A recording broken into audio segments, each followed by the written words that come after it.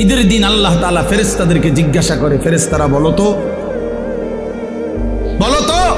ওই ব্যক্তির প্রতিদান কি হইতে পারে যে তার পরিশ্রম, তার হুকুম, তার মনিবের আদেশ পূর্ণ আদায় করছে, যেই কর্মচারী তার কর্ম ঠিক মতো 100 পালন করছে, তো এখন তার বিনিময় কি হইতে পারে?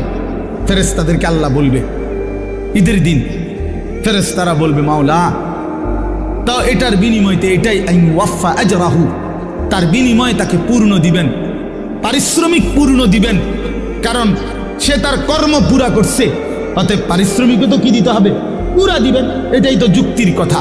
তো আল্লাহ তাআলা তখন বলবেন, ফেরেশতারা তোমরা সাক্ষী থাকো, আমার ইজ্জতের কসম, আমার জালালের কসম, আমি আল্লাহর বড়ত্বের কসম, আমার শ্রেষ্ঠত্বের কসম, আমার এই বান্দাগুলো একটি মাস রমজানে আমার হুকুম পূর্ণ আদায় করছে, আমার আদেশের হক আদায় করছে, রমজানের হক আদায় করছে।